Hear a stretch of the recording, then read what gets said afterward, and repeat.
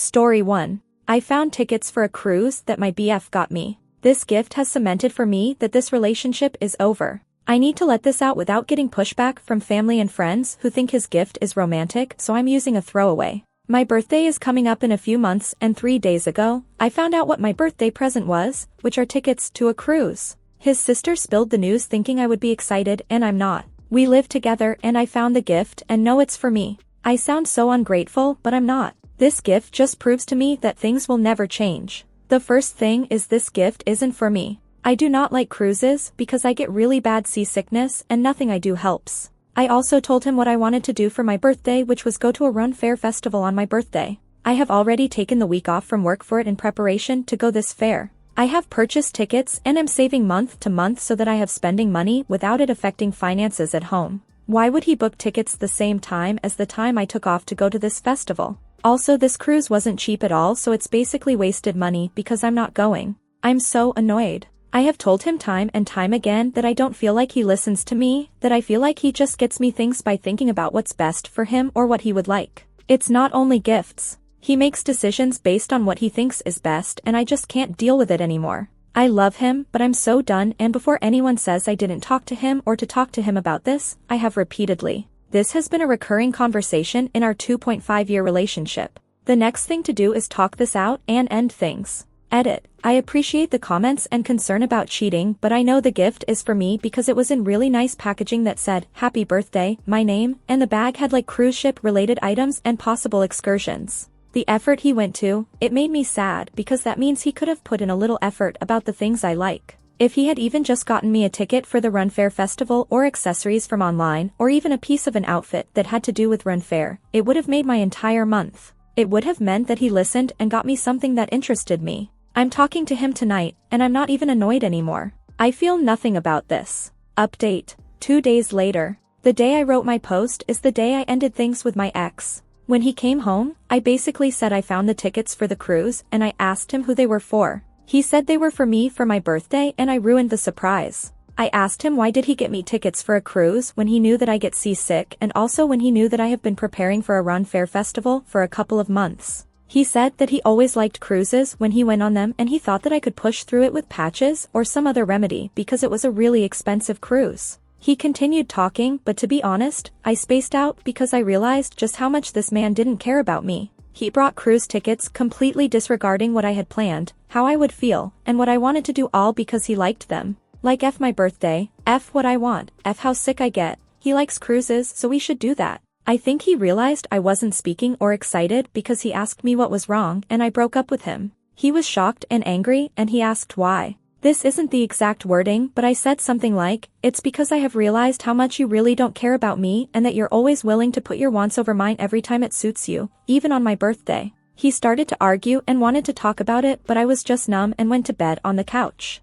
After 2 hours of trying to speak to me, he left me alone. I woke up the next day and got ready for work. I oddly felt fine and he wanted to talk, but I just said I'm done, and if he wanted to talk about the apartment or what we would do about the lease or anything regarding the end of the relationship, I'm okay with that. I told him I'm not changing my mind about this, and for me, this relationship is done and I just want to split amicably. While I was at work that day, I had free time and I wrote down every instance I could remember just in the last 6 months of him choosing his wants over mine. It was nearly 3 pages front to back, and I didn't even realize how much I let go off because he didn't want to do it. When I went home and he tried to talk again, I gave him the list and I explained what it was. He left me alone the rest of the second night. He's still not accepting the breakup. He wants to do couples therapy now or even go on a break because he realizes how much he has done, but nope, I'm not doing it. I'm not trying to be mean or harsh to him, but I don't want to give him false hope. I also feel weirdly okay, but also numb at the same time. What I have to deal with now is breaking the lease, which he isn't willing to do because he thinks we can move past this.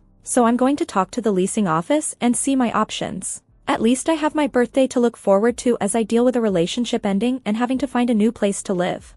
Story 2. Am I the a-hole for telling my MIL why I have Vaseline next to my bed? Okay, so, my MIL. Or actually, I will start with my wife Tara. Tara is lovely and wonderful. Tara also escaped from her little Midwestern hometown and ran to the coast the absolute moment that she could, and I am pretty sure her mom took that personally. Her mom was born and raised in and around that small town. So my MIL. She is emotionally immature. Tara read that one book about immature adult parents and she finally understood her family dynamic in a way she never did before. Mil is not a bad or evil person, she usually means very well, but she's kind of, I don't know how to put it, self-centered? Like her first thought process is always, how do I feel about this new information? Tara and I bought a little starter home last year, screw interest rates, but we're hoping they come down and we can refinance, the place was too good to pass up. Her Mil invited herself over last week. This is something that is extremely on brand for her, and we like to pick our battles in this family, so we just let her. Her mom, who again is not terrible, just has bad emotional regulation and boundaries,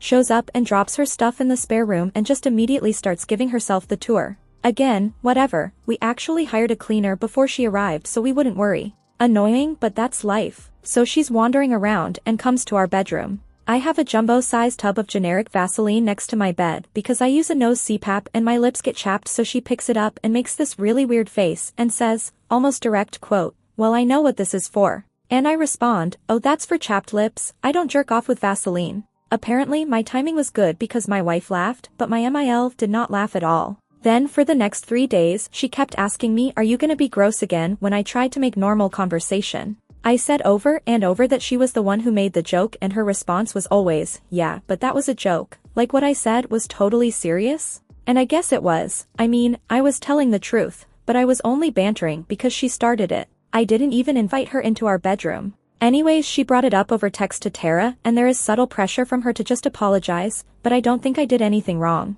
Am I the a-hole? Update. 22 days later. I took the advice of a couple people in the original thread and I talked to my wife about what happened while her mom was there, and how we would manage similar situations going forward. I think the commenters were mostly right, and that my Mil was using what I said as a cudgel to get the upper hand in conversations. I don't know how else to put that. We talked it out and agreed that we would let it go, but if she brought it up again, or if she tried something similar again, we would present a united front and we would refuse to engage with her. I guess, attention-seeking behavior? Again, I find this all weird and don't know how to really talk about it or phrase it. Well, you can probably guess what happened. She was on the phone with her mom just catching up and her mom brought up me being gross again. I wasn't on the call or anything, but I could hear her in the other room. For context, Tara finds it very hard to set boundaries with her mom because her mom will just not let some stuff go. She will just keep bringing it up and talking about how bad she felt, or why would she do X or Y, etc., etc. Honestly, I am so proud of her for what she did. She hung the fuck up. She said, "Mom, we're not gonna talk about that anymore," and then "Mom, we're moving on," and then I just hear her phone get set down on the bedside table. I walked in to check and she had this great little defiant face on, like she was proud of herself too. I hope that the little rush she got from saying no to her mom is encouraging to her going forward. Thanks to all the commenters.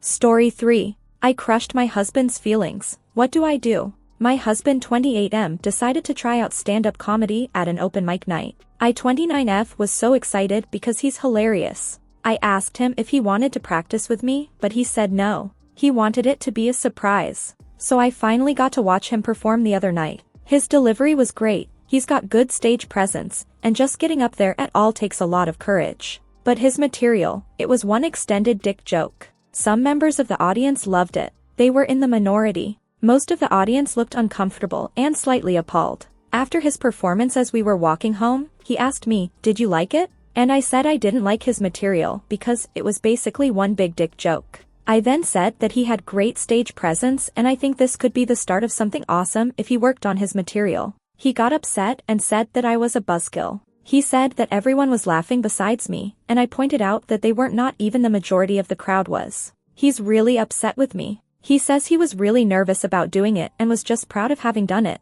but I made him feel ashamed. He's unhappy now and says there's nothing I can do to fix it. I told him that I was sorry for being too critical. I've been performing since I was 5, and my mom never gave me praise, only constructive criticism, so I grew up thinking that caring about someone meant telling them how they could improve. I should have told him how proud I was first before I told him what I didn't like. He says I've ruined his debut performance, and nothing will change that. Is there anything I can do? I told him I would work on being less critical, but he says it doesn't fix anything that already happened. Do I just have to accept he's going to be mad at me for the next however long? Update. 2 days later. I gave my husband time and space like some of you suggested, and after a day, he brought it up with me again. He said my criticism was fair and helpful, but telling him what I did when I did hurt him and took away from an otherwise great night. Essentially, it wasn't what I said, it was when I said it. I apologized again and told him that I hoped he would continue to do stand-up because it seemed like it made him happy, and that some people there found him really funny. We talked for a while after that about his set.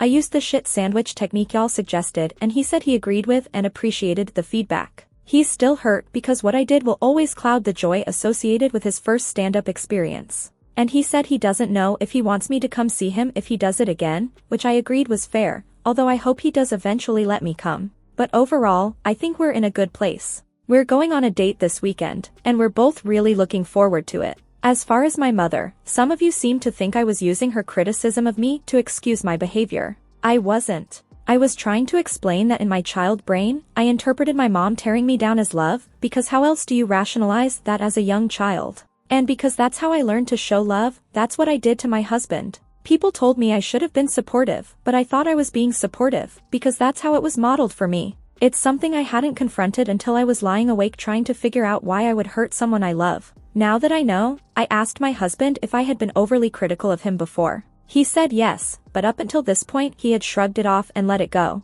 I told him to please call me out on it going forward. It might be the way I am right now, but it's not the way I want to be, especially for our child. Now that I've figured out the root of the problem, I feel like I have a better chance of changing myself. Others have said my husband doesn't have the mentality to succeed in comedy because of his reaction to my criticism. Maybe, maybe not. I think he would have been receptive to it if I had waited until the excitement and post-performance high had worn off. And getting negative feedback from your spouse is different than random strangers. Lastly, more than a couple of you suggested to use sex so he gets over it. I'm not planning on using sex to replace communication in our marriage. I'm kind of surprised that works for anyone, to be honest. To everyone who replied, thanks for your input. I feel like I've learned a lot in the past 48 hours, and I'm slightly mortified that this has apparently been a thing my husband has been suffering in silence with for a while now. Hopefully this will help me be a better partner going forward.